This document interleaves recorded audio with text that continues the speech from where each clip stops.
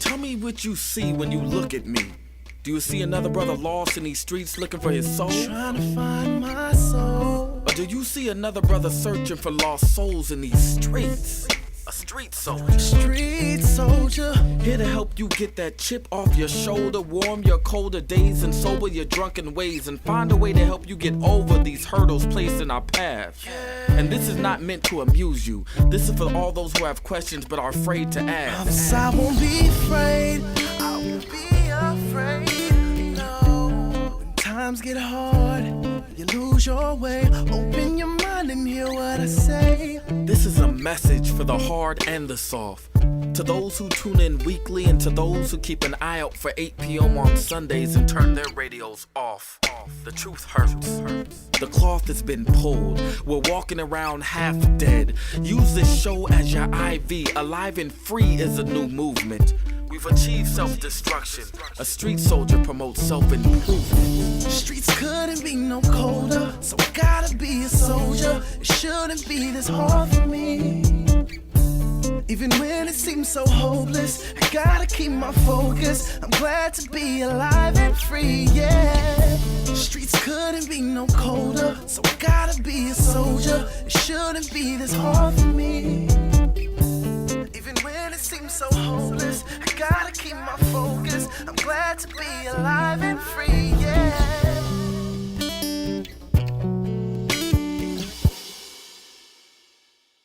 All right, Alive and Free Radio is Street Soldiers.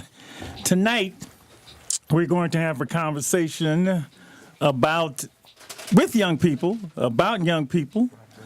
on the issues and concerns that this generation is facing. And this came about as a result of a talk at Alive and Free that I had with them, or Lady Sell and I had with them about what are they dealing with? And let me tell you a couple things.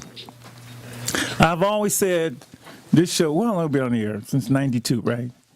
That this show will never go out of date or out of fashion. Because, let me put it like this. The issues that we deal with on the show will never go out of date or out of fashion because it's always been about young people. And, we want them to do well and thrive. And the issues that they face, when they come up, we've been able to deal with them. The key is knowing what those issues are. Early on when we started, both here and at Alive and Free Omega Boys Club, a lot of the issues with the young people were literally would they stay alive or be free. I mean, we started in the midst, and the show started in the midst of, the drug thing, the gang thing, and, we were burying people like crazy. And I always say a big issue was homicide. Not that has gone away. But as we get each group in, and we want to find out if there's anything that's, how much is the same, how much is different. Because as I always say, you can't do something about that, what you don't know about. So I love having these conversations with them, and they actually talk. And this latest group, I think they're all new. You guys are all new. Huh? They're new this year. This is our first year with us, except for you. And a lot of people know the format, especially at the family meeting. We call it a family meeting because you said we're not all related, but we're all family. I'll throw out a topic, and I get feedback from them. And on a particular evening, a Tuesday evening is one thing I threw out. What are the issues and concerns for you guys? What's going on with young people today? So we're going to start the conversation. I actually wrote all of their responses down, and at some point we're going to read them. But I'm going to let them articulate theirs, and then we'll take it from there, and we'll kick it around. And LD, you still young, right? I would like to think so. With this beard, I don't know. Yeah. Oh, yeah. How old are you? 27? 28. 28. Yeah, You under 30. So we'll keep you in the mix. Okay. for sure. So you saying I got 2 years left until I'm not in the mix no more? You're right out of time, bro. Y'all didn't miss the Mitra talk. She hit 40 and she like, damn, you know. I'm sorry. You said it on your birthday. That was on her birthday, and she said it. Oh, she can say it, but I can't say it. I didn't say it. Well, Yes, you did. I thought we was the same age. If that makes Thank you. I- Could have had a. All right, well, let's pull it again. I'm way older than her, and I know more what's going on. She don't know nothing. I don't know. Who's that? Who's that singing? Who that? So 28. We got 28 in the house. That's LD. So I'm going to introduce you. Each one of them can just say who they are. With 13 years. And you got to say, unfortunately, to my people, listen, you got to say your age because, it's a range of people in here, right? Yeah. So we're doing, who's our first person? Go right ahead.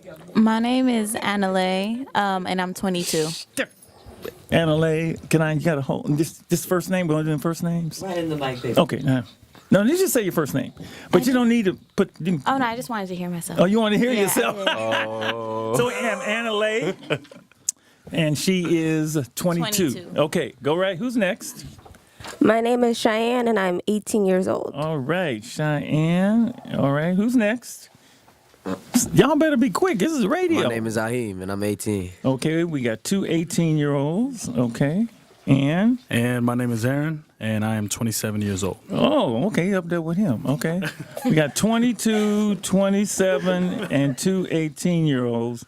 And Bree, you still qualify. I am a crisp 25 years old. All right, crisp. 25. Crisp. Okay, so you remember when we did this topic, right? You remember we did the topic, and I always go to the board, and my poor handwriting or everything on the board. So forget we did it, and we're going to start from scratch, and just say what you think are the major issues or concerns that this generation is facing. What you feel is going on with everything. So Anna, you can start. Just give a couple, and then we'll pass them on. The two issues that really pop out for me would definitely be the issue of self-love and then also instant gratification from social media. Oh. Self-love. I'm writing this down. Instant gratification from social media. Okay, Cheyenne, go ahead. I would say gun violence and social media addiction. Okay. Gun violence. All right, 2 for social media. All right. No, don't be pointing. Y'all gotta be polite on the radio. Get to fight over the mic. Go ahead. All right, well, for me, it's self-destructive behavior. I guess, destructive behavior in our communities. And then just this, overall ignorance is bliss kind of thing. Instead of being, I should be willing to learn and willing to, try to expand as much as I know, gain more knowledge or whatever. Instead, what I tend to notice is that the more ignorant you are, the more respect you get. And I don't know when that happened, but. Okay. Ahim? Well, me personally, I feel that. There's a word I'm going to hear tonight that I've been hearing for 3 years. It starts with a P and it ends with an S. You already know. You already know. So my thing is proper pedagogy. See, look, you ready for it? You ready? No, I just want proper pedagogies. I feel like pedagogies is a way of teaching or learning. And so I feel like if you're not taught the right way, you can't learn the right way. Also, vice versa. So it all starts at home. It all starts, in your own community and things of that sort. So I feel like if you're not being taught the right way, you'll forever have bad habits. So. Okay. I've got self-love. People gave 2. Instant gratification, gun violence, self-destructive behavior in the community. Ignorance is bliss, and we got proper pedagogies. And yes, Instead of bliss, I wrote ignorance gets respect. oh, Because I okay. think that's what I heard him say. All right, or ignorance gets that's even better. Okay, yes, Or worse. respect The or worse, glorification, the glorification of ignorance. right? Okay, Is that me? Maybe it's me. I don't know. Might be me. Might be that. Okay, LD, you still in that? Yeah. No, I would just add on to what they said. The social media is a big issue. Yeah, that's 3 for social media. We approached it without really knowing how to navigate it or what the effects are on us. Yeah. And then the other one is glorification of ignorance. It's just people nowadays, the challenges and everything. It's just the stupid things you do, and it's just to me, knowledge should be something that's valued. But they always bully the nerd throughout history in the movies and stuff. The smartest people always get bullied, you know what I'm saying? So I was friends with the bully, so I got lucky. But other people, they never been valued, you know? Like, knowledge has never been valued. Okay. Bree, you want to get yours in? Your first 2? So I agree with social media. There's this type of acceptance that people need when it comes to social media, and beauty standards.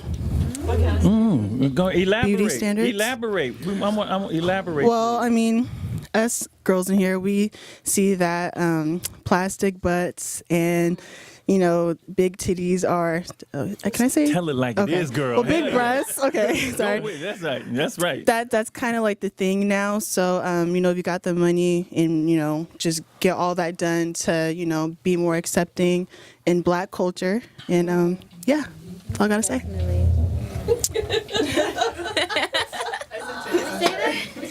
Are you saying people want to be Lady like Estelle Black wasn't women? ready for that body part, you know. But she's all right. She'll be all right. She'll be all right. She'll be all right. She want him, and when she get on one of them laughing things, you got to wait her out. Are you gonna be okay? You all right? You all right? Drink some tea, honey. Drink some tea. You want some tea? I got water. Okay. All right. All right. Let me back up a second. And I meant to ask, so Aheem's been for a while, but you're coming to the club, you see Lady Estelle and I every week. You see, just what's that experience like for you? What did you expect when you came? First, how did you get there? And what did you, I don't know what you expected, but how's that? Do you like it, not like it? Especially these kind of conversations. And while you're thinking, I want you to include Miss Demetra because you see me. Well, you see Miss Demetra first because she does the math. And then you see and hear from me.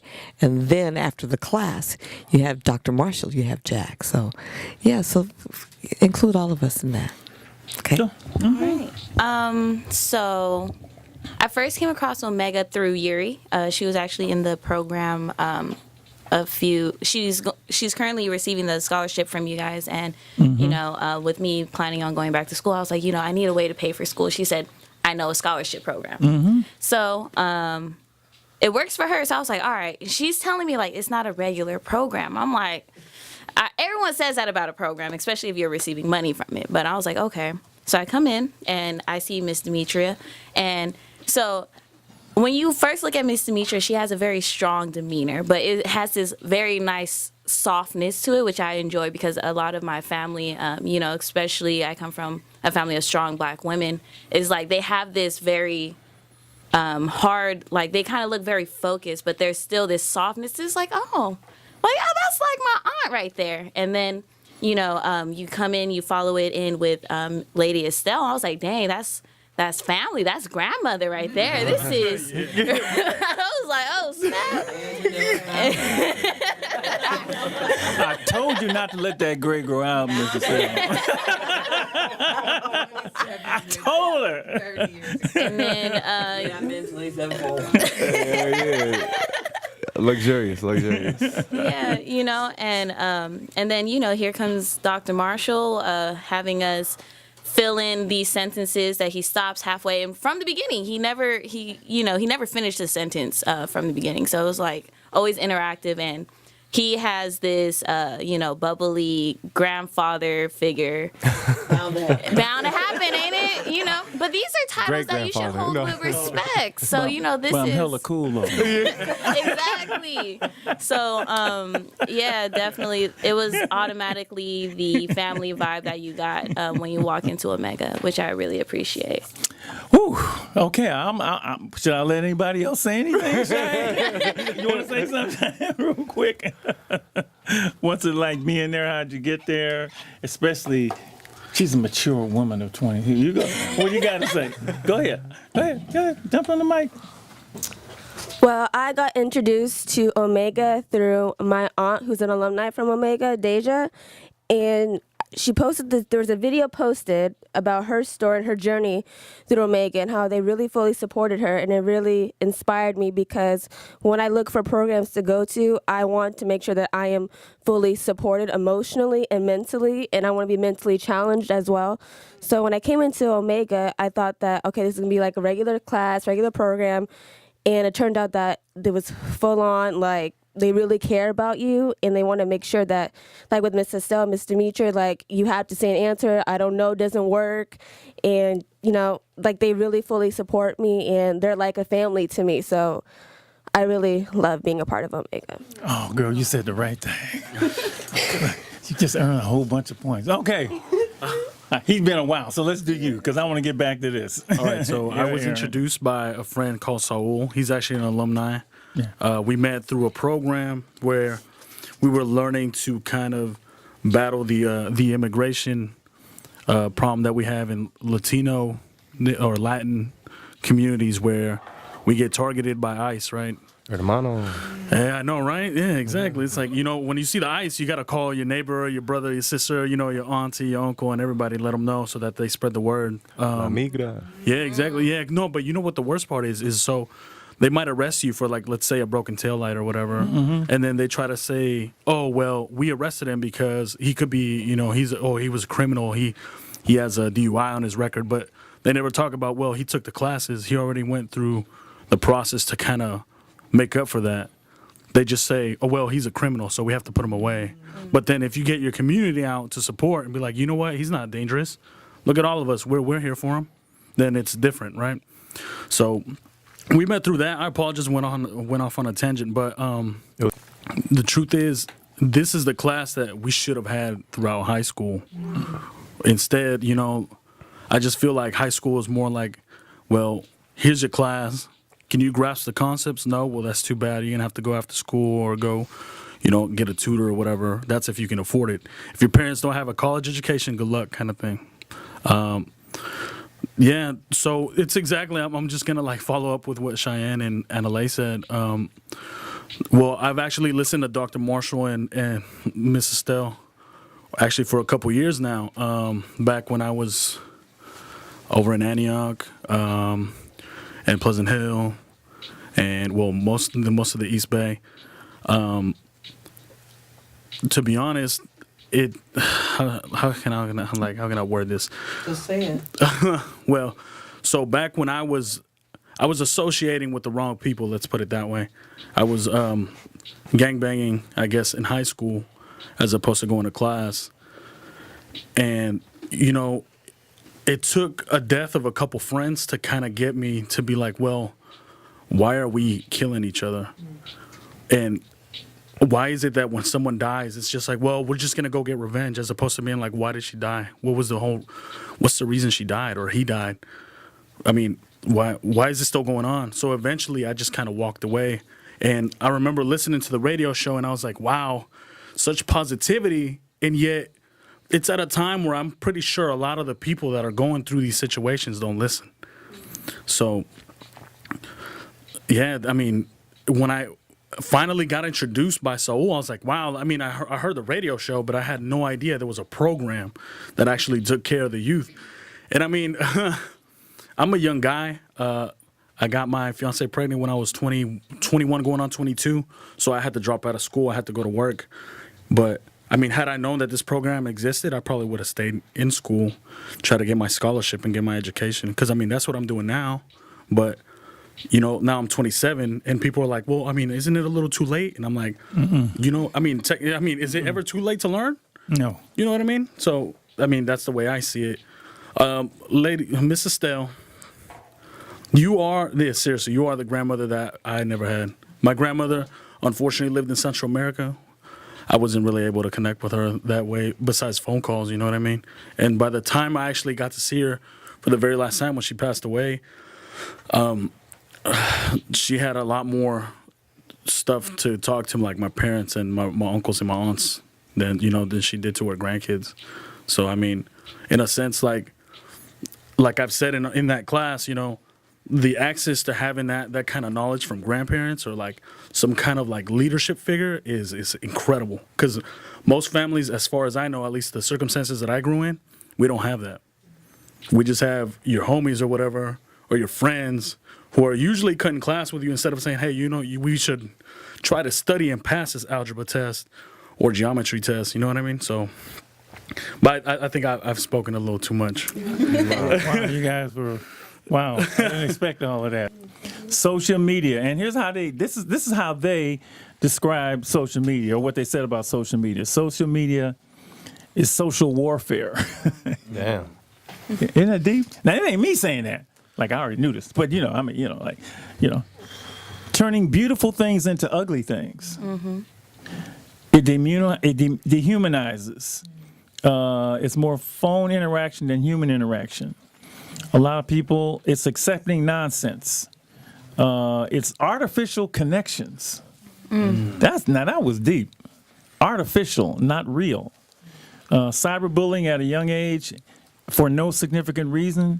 This is all stuff that happens on social media according to them. Body shaming. Mm-hmm. It's toxic. People only see what you let them see.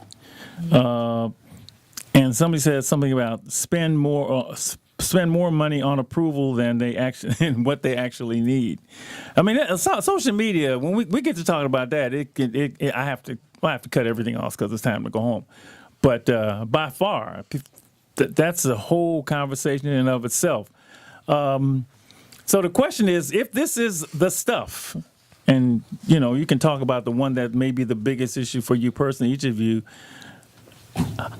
How you gonna deal with this? I mean, because our goal is to help you get through this minefield of stuff and become a healthy, functioning adult, able to take care of yourself and to thrive. When we say alive and free and educated, we mean it. We say alive, free, and employed, we mean it. And if people are walking around, I'm just thinking, and you told us, and you have conversations with, but do you have conversations with your friends about the stuff that we talk about like this? Oh yeah. Do you talk about it? Oh, yeah. And what's the reaction when you have conversations with them? Go ahead, speak. Anybody, quick. No, everybody's. Well, I know for me. Get close to the mic, baby. I know for me personally, when me and my friends do talk about interactions just between amongst our peer groups. We just feel like there's really a lack of connection because everyone wants this instant gratification. And it's like, I don't even know you. I haven't known you for like 5 minutes, but you want me to just tell you not only my life story, but you're amazing. And I can't do all that. I'm sorry. But people go out, and so they treat when we do go out, people treat human interaction like it's a social media tag. Like, I'm supposed to know you by your ad name. They treat you the way social media treats you. Yeah, they want that perception. Kidding? Oh my goodness, it's just you're valued off of your social media. For me, I don't really care. So when people say even you just a post on social media, that's like your resume. That's you. Yeah, that's your resume. That is how you're known. People know people solely by their Twitter handles, Instagram tags, hashtags. Like, this is really a living, breathing society, and now they're trying to bring it to the 3D, and now we don't know how to interact with each other unless it's typing out and we're little keyboard warriors and stuff like that. So how do you in talking with your friends, how do you talk about combating this? How do you talk about this not becoming a norm? I know life outside of social media. I didn't grow up with social media, so I have two comparisons. And social media to me, I'm just like, whoa. But how do y'all combat this? Considering this is what y'all know, this is all y'all know. Yep. How do y'all combat this? Well, for me, personally, I didn't have a cell phone until I graduated from high school. So having social media, I started at 18. So for me, it wasn't about gratification. It was more of this is an outlet. I'm a big Twitter person. All words. I can type. I can talk. I'm here. This is my platform. And then, just connecting through ideas. That was big for me. I follow basketball, movies, all these other things. So for me, it was more of just finding people with mutual interests.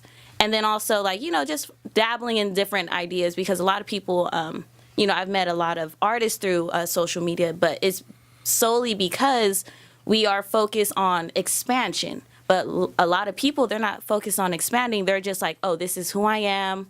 And, you know, they kind of use it as a tell-all, as if, like, this is my whole personality. I'm sorry, your hashtag isn't a personality trait, honey. Like, I need to know But who you you actually are. say that. Yes. What I'm thinking the people who don't get that said to them and just go along with. And so you got all of these. That's why there's a thing called "I'm dope in real life" You feel because me? people on social media, they put up. I see it all the time because you know my personality. I meet someone in real life, and I'm like, and they're not anything like their clammed up. personality. Their Instagram or whatever. They're kind of like, and I'm like, I thought you was this, and that, but in real life, you ain't what you say you are. So I'm looking at some of these other things. And Shine, you jump. You guys got jumping. You hear all the talk, right? I'm looking at all these other things. I would think that feeds into, and I'm just. Yeah. You have self-worth, lack of self-worth. Yes, lack of definitely. love, insecurity, approval, people not being themselves. I mean, it just would, to me, exacerbate being alone, emotional pain. Just all of this stuff. If you're that anyway, the last thing you would need Is social media to expand it. Yeah, yes. definitely. It's like you got this balloon of stuff, and then you go into this. I mean, I call it the Matrix. It ain't really real, right? You go in there and you think that it's real, and it's just going. And it takes on a life of its own. Definitely. That's the whole point. That's the point. No. Well, let me get some other. Come on. Anybody else want to? It doesn't have to be just on any of the things that you talked about here, because I'm going to go to the therapist and let him chime in on this. Yeah. You want to say something, man? Yeah, I do. I want to add on to what Annalise said.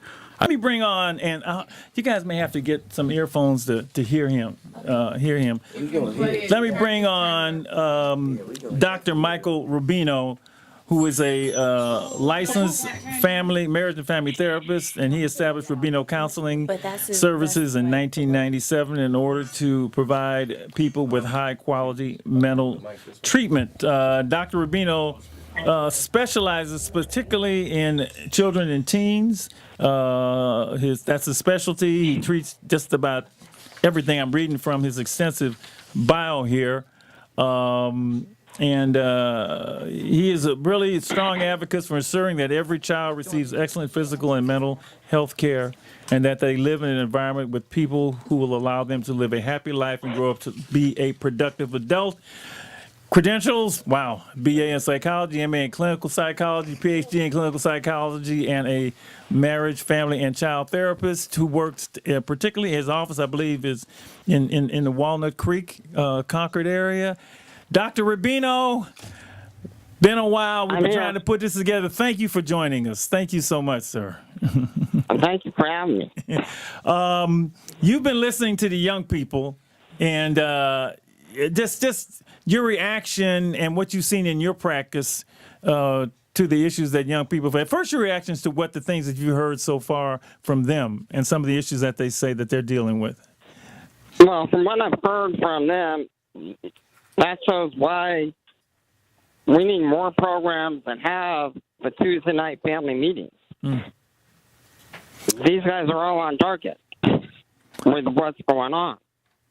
The teenagers of today, they're an experiment. Ooh.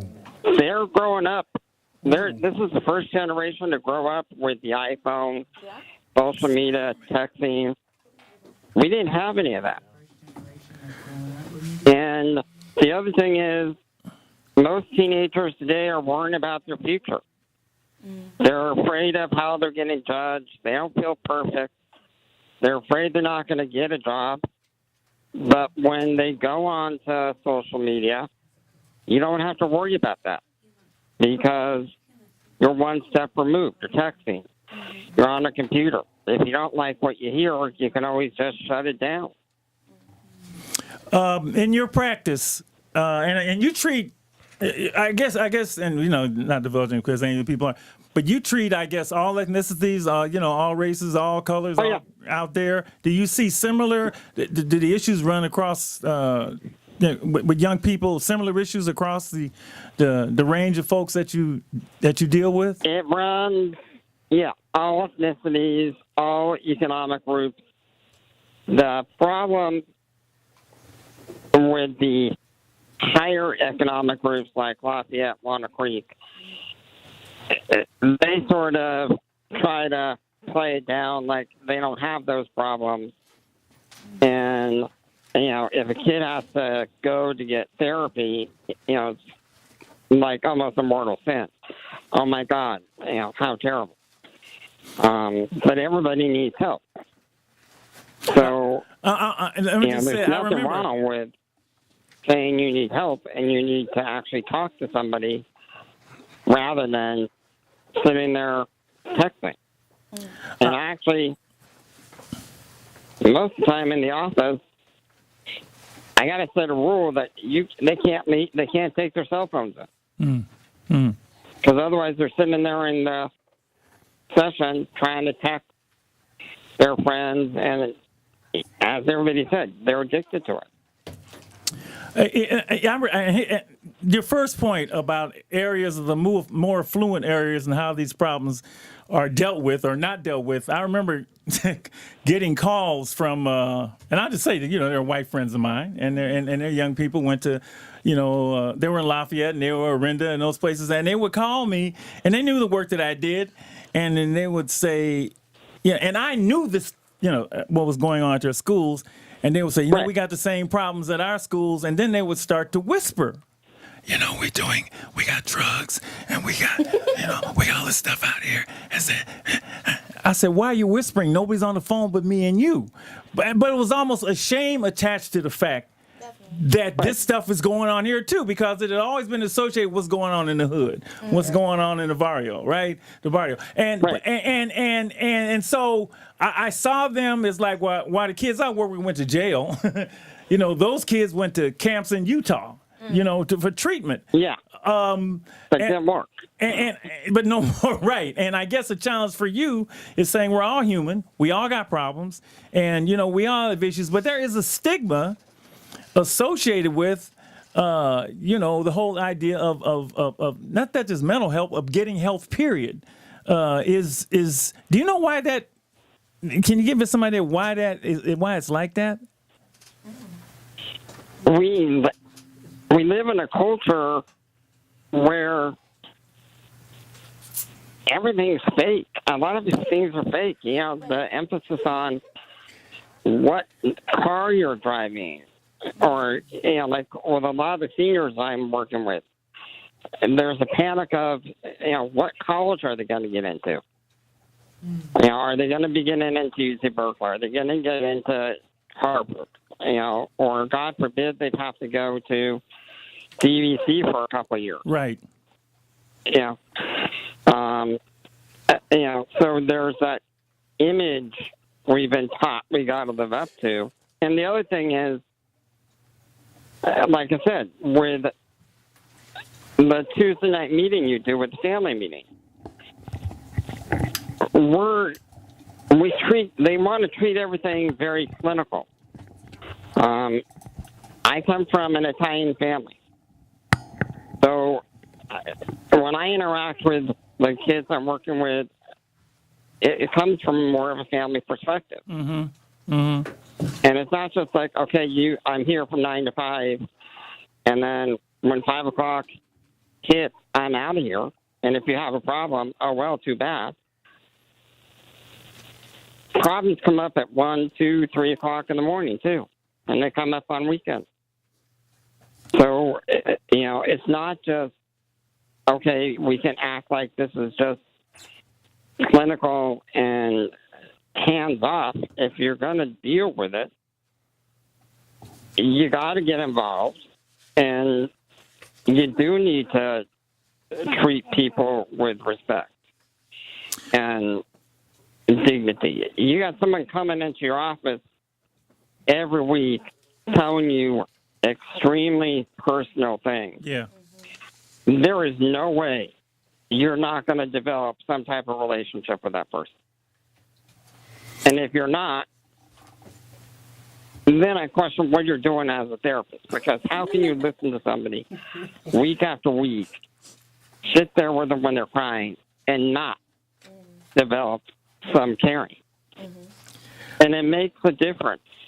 I can remember this one kid in particular when I was an intern.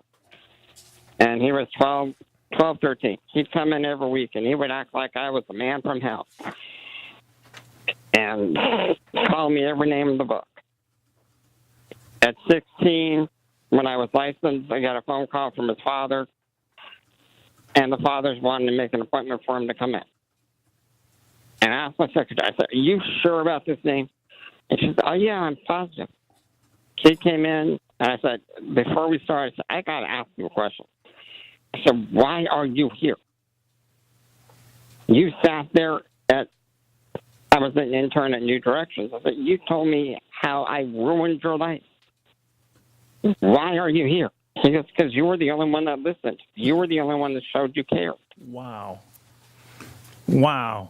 And that's a problem I see with a lot of the kids I'm working with. Is they're looking around, but they don't find anybody caring.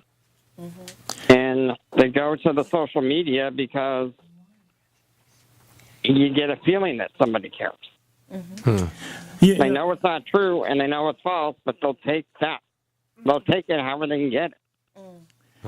Take what you get. I remember when we met, Doc. How long? I guess we've known each other, maybe 15 years now? It's been a while. Yeah. And right here live for Radio Street Soldiers, if you want to give us a call, you can. 800-765-3437. 800-765-3437. We are discussing young people, today's young people, and the major issues and concerns that they have. They have done a wonderful job of saying what they are, front and center. If you didn't know, now you know. Social media has come up a lot. Joining us in the discussion is Dr. Michael Rubino, a family therapist specializing in work with young people. And boy, some of the words he threw out just blew me away. Experiment. This generation is an experiment. Wow. The word image, the word fake. Doc, I want to ask you, it seems that we have had, and I've heard this from is he gone? We lost him. Oh, wow. Oh, we lost him. Okay. I didn't mean to lose him. We got to get him back. He may be calling back. I want to specifically ask him about this. But let me just say while we're getting him back, for those of you who, you need his number again. He might be calling in. That might be him. I'll drop the quick little thing. Okay, why don't you do that? At the African American Art and Cultural Complex, Christine Mays, a native San Franciscan, is doing a gallery at the Sergeant Johnson Gallery. It's through March 24th. Make sure you check that out. That's at the African American Art and Cultural Complex, and Christine Mays is doing a sculpture, remembering us as black people and everything. When we get Doc back, I want to say he has a great. Do we have him back? No, we don't have him. We do have him. I don't know. Anyway, he has a great website, and some of the things that they talk about on his website are signs of depression. And the videos are just great. I went through it. Actually, I was preparing for the show. Who needs therapy? Family communication skills. What to do about self-mutilating. And I remember running into young women who did a lot of that information on bullies and the dangers of teen sexting. All this here's a wonderful website. Doc, we got you back? We got him back? Oh, we got to press him up. Doc? Yeah, I'm here. Oh, okay, we got you back. I just went through your website and told people all the valuable information that you have. Let me ask you about something that seems to be that I didn't face as much, at least I didn't know that I faced that much, when I was working with young people, in my early work with young people, and that seems to be suicide and suicidal thoughts. Do you see, what have you seen in your practice with that, with regard to that? I've seen it increasing a lot. As a matter of fact, I would say probably about 95% of the kids I work with now have had or are having suicidal thoughts or have had a suicide attempt or cutting or doing some type of self-mutilating. Wow. What ages? What ages are we talking about? We're talking about as young as 11, 10. Wow, what? Yeah. Wow. And it's accepted as normal. Accepted as normal. Oh, that's even. Kids are talking about, if I ask, have you ever cut? Oh, yeah, I cut. And, my friend was cutting at this time, and my other friend was cutting. I've got remember who. the guys that are going out, and they're like, they're cutting, and I'm, who do you talk about? Well, the only person I can talk to is my girlfriend. But she's not a therapist. Yeah, but she cuts too. So one cutter's so talking to another cutter. Yeah. So it's become an epidemic, and it's become a way that teens are dealing with emotional pain. Because, these kids are crying out, and these kids are saying they need help. But a lot of times, schools, parents, people aren't taking it seriously. Or the other thing is, a lot of the kids are afraid to say something because then they won't fit the perfect image. And what are my mom and dad going to think if they find out I've been doing this? Wow. Man, you guys are up against it. Boy, we got a lot of work to do. Let's take a phone call. We have can you lock him in and we can take this call? Is this line 2? Is this Bernie? Bernie, you there? Hey, how you doing? How you doing, man? How you doing? Thanks for listening. You got a comment or a question on this topic? I really like the topic that you guys brought up today, so I had to make sure I called in and chimed in because social media, man, is ruining a lot of the images that we have as me growing up as a kid of going outside and, everybody being behind their phones now. And it's a world that, it's kind of a cowardly world.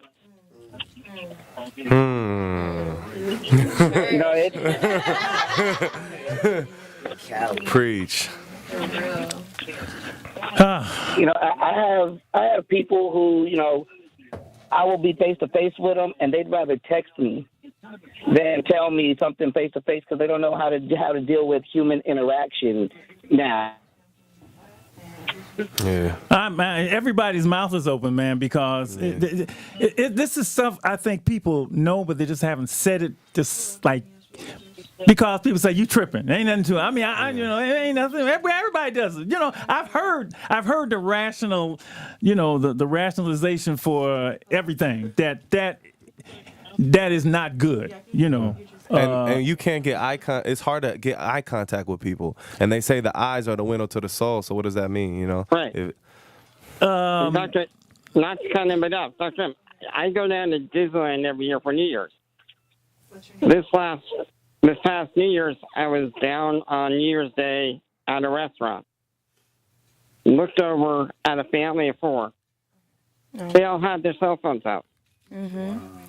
And everybody was texting. So I think the challenge, Bernie, thanks for your call. Thank you for your call. We got a couple more on here. Thank you. Thank you. And so the question, Dax, we go through the social media thing because it's not going away. So that's the thing. If I could undo it, I would, but it's not. It's only going to get deeper. It's only going to get deeper. Yeah. So these movies that you saw about, chips and heads and all that, virtual reality, be ready for it. Be ready for it. Okay. So the challenge is, and this is the question we've done on the show before, and conversations that we continue to have is: social media, does it control you, or do you control it? And that's the key. You have to get control of it. Now, getting control of it means you got to get control of yourself. You see, because it's really the issues that drive you into that and keep you going into that you got to get control of. Because once you get control of that, it's just a tool. It's nothing. It can be a tool used for great stuff, but it depends on what's going on in you. If you're looking for it for something that it can't give, you don't have a chance. And that's my thought, Doc. Yes. And also, somebody's got to educate kids on what's appropriate and what's not appropriate. Yeah. Even adults. Yeah. I get a lot of parents coming in complaining that their kids are using social media 24/7, but when I'm sitting there talking to the parent, they're sitting there texting on their cell phone too.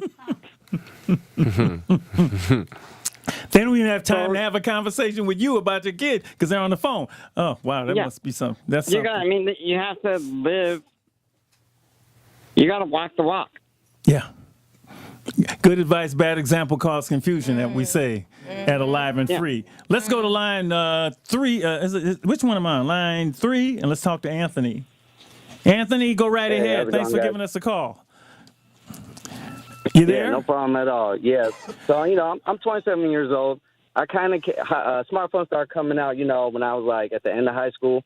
So I feel like everyone in my, graduating year, probably like 2009, everyone wasn't fully involved as these kids nowadays are having cell phones at 7, 8, 9, 10. And I don't think anyone is regulating what they're doing on their phones.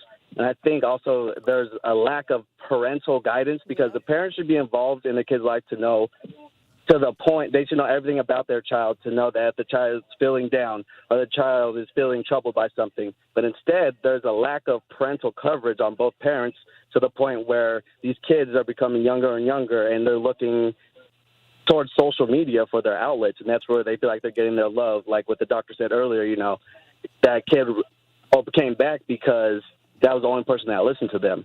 So by kids not having their parents do the duties that they need to be doing, they in turn fall deeper into a hole that can, result in psychological problems, emotional problems.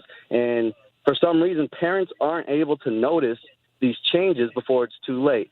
What I've noticed a lot is I have little cousins and everything like that. And the younger cousins that are girls, I noticed that the makeup styles and the styles, they are all getting very, very similar to the point where, girls are having the same makeup. Girls are, looking exactly the same, wearing the exact same type of stuff. There's not as much diversity. And I don't know if the social media is aware. I don't know if they're aware of this, but I think they are because this is how they make money as well. But at the same time, the damage it's causing to these young women's mind in particular, they're changing the style. And men, too, everyone wants to floss. Everyone wants to stun on Instagram, do it for the gram. But at the same time, that gratification isn't whole. It's an empty gratification. And why are you looking for gratification in the first place? Because for some reason, you're not getting in your life from an outside source, mainly your parents or your siblings or your family. And by looking for outside sources of gratification, you're never going to resolve the internal issues. And that just leads to, more and more things. It's also happening in culture, too. Like, just like the Bay Area used to be, this is Bay Area music, and this is Atlanta music, and this is LA music. But now all music is just sounding the same. Culturally, everything, the internet's just connecting us. There's now a term called camouflaging. Yeah. Where, like you described, all the kids are starting to look the same.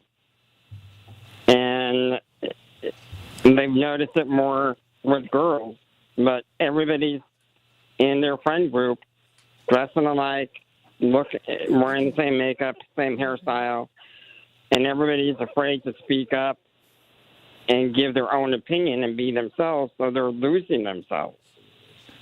So where do you get to find who you are, you as an individual, or is that just going by the wayside here? Yeah. Which then more depression. Oh, leads to more depression. More depression. And I think the parents need to understand when kids are starting to get on that path and make an intervention before, they get to that point where they're being depressed. I didn't have to deal with that, and obviously my parents, and I've seen this. Now, I don't know if it has to do with, okay, let me just say it like this. My parents didn't want to be my friend, okay? They wanted to be my friend. Like, they was my parent, right? So they didn't care if I liked it or not. I'm telling you, I don't care what it was. And I don't, is it that these parents just, it's too much trouble, it's too much, or are they part of it too? Now, you have a generation that grows up in this and that becomes part of their doing. So if they're doing it too, it might be hard for them to spot stuff. I don't know, Doc, what do you see with that? The other problem is for parents to get help. Yeah. It's very hard. Yeah. Now, I'm not going to say the name of the hospital out here, but there's one hospital that has an inpatient psychiatric unit. I had one of the nurses chew me out because I sent a suicidal teenager over during the day to get assessed. And they're like, you didn't make an appointment. How the hell am I supposed to make an appointment? How do I know the kid's going to be suicidal before they come in? They go, well, now we only do the assessments by appointment.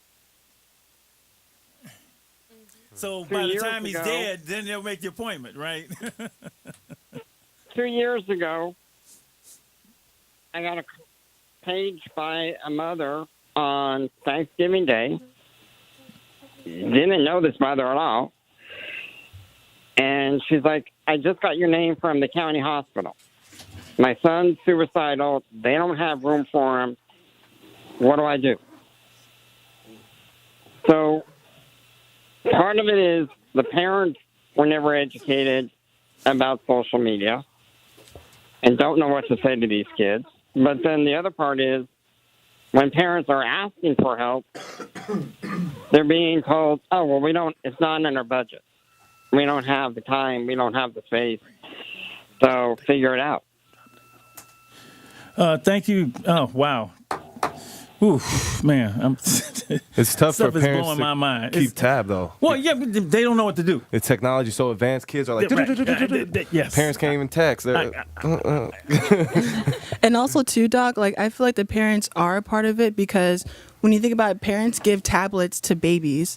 And so, you know, when babies see that, you know, they're numb to that. So that's all they know is technology. So they very are much a part. No, I agree. I mean, when parents ask me about what age should a kid get a cell phone, I'm like, a minimum 16. I don't see any reason why a kid in middle school needs an iPhone. And now and forget the fact that we live 2,000 years without these things. Right? But I need the... Yeah, it's like... we got a gentleman who wants to say something. Identify yourself and nice. You go ahead. My name is Jaden. I'm 17. And one thing I wanted to chime in about social media was, like, coming from personal experience, like, I used to always wanted to get likes, like, you know, on Instagram and everything. Like, it was all about getting likes and getting up there and getting followers. And so now that I have a certain amount, I've learned, like, there's a lot of... Instagram was made to be a promotional page, right? It's supposed to be a promotional outlet and everything. But now it's sort of doing the opposite of what it's meant. It's meant to, like, you know what I'm saying, be more depressed and more emotional instead of that. So, you know what I'm saying? It's a lot of emotional pages, depressional pages. They got, like, 100K followers. Like, everybody follows them. And it's like, it makes it easy for people to just watch that and just get easily depressed off of their situations compared to other people's. And it's like, you're just watching it. Like, why? And they make it so easy. And it's especially like kids nowadays, parents aren't really on them on their phones. They just give them a phone when they 9, 10, 11, and nobody's going to watch them. They can make an Instagram and block their parents. You know what I'm saying? Like, it's that easy. Yeah, you can block your parents. They can block their parents that easy, and nobody's going to say Or they anything. could give their parents a Finsta, and a Finsta is a fake Instagram account. Let me tell you, if I had tried to do that with my daddy, I would be here today. Let me just say right now, my mama ain't having none of that. So I'm going to read real quick because we got to move on here. I want to really think some of the things you wrote, and you did write about that. Common issues are your concerns are being able to afford to live as an adult, living up to parental expectations. We talked about that, fitting in with friends. And from the guys feeling a lot of pressure to conform with the stereotype of being a man, the mask you live in. You know, we both used that film.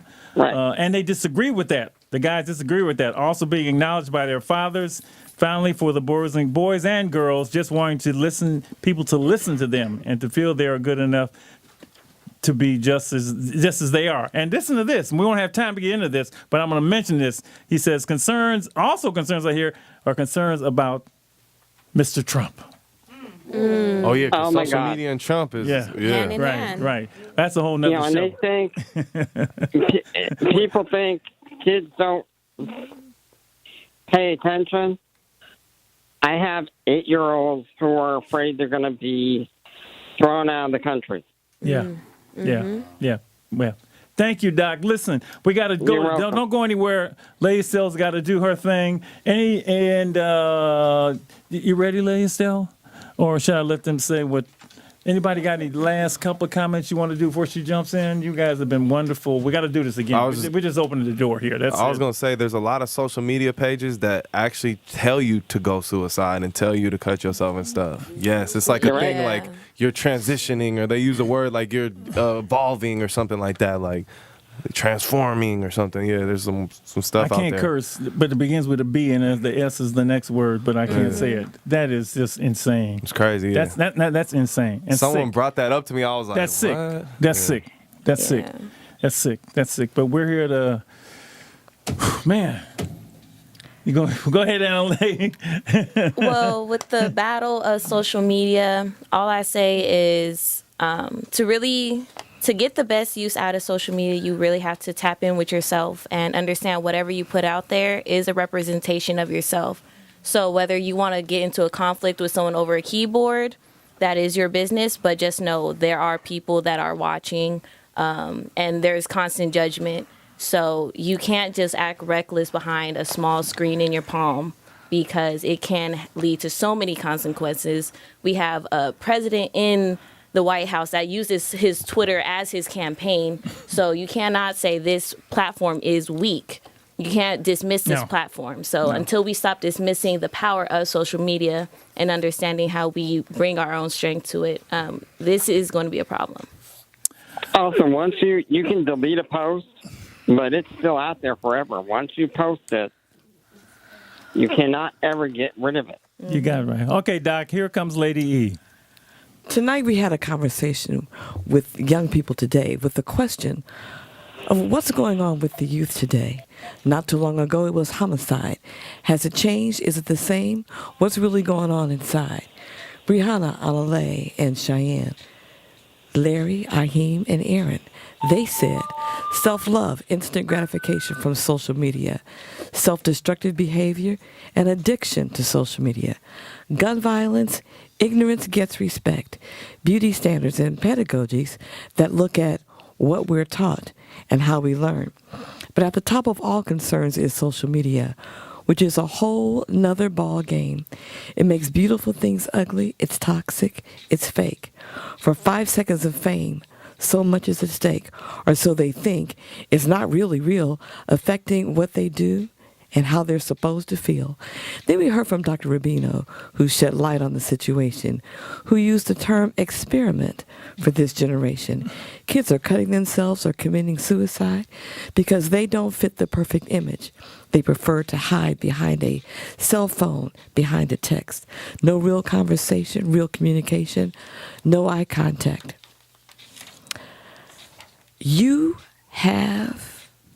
I need you to know that you have a perfectly unique individuality that can't be defined by a text or a tweet or an Instagram image that's probably staged and then obsolete. So Street Soldiers wants you to wake up and see it's time to reclaim your personal power and stay alive and free. This is Lady Estelle asking you to consider this. She can do it. She does it all the time. Wow. Doc, Rubino, beautiful. Thank you very much. If people want to get in touch with you, tell how to do it. Go right ahead. You there? You got him, Doc? No, I'm here now. Okay. Tell people how to get in touch with you. 2 ways. You can call my office at 925-827-9876. Or you can email me at Dr. Mike, DRMIKE, at R as in Robert, C as in cat, S as in Sam, hyphen, C as in cat, A as in apple.com. Is that the website also? Because I know you got a website. Yeah, if you go on to the website, What's your Instagram? RubinoCounseling.com, there's a link to my email on there. The good use of social media.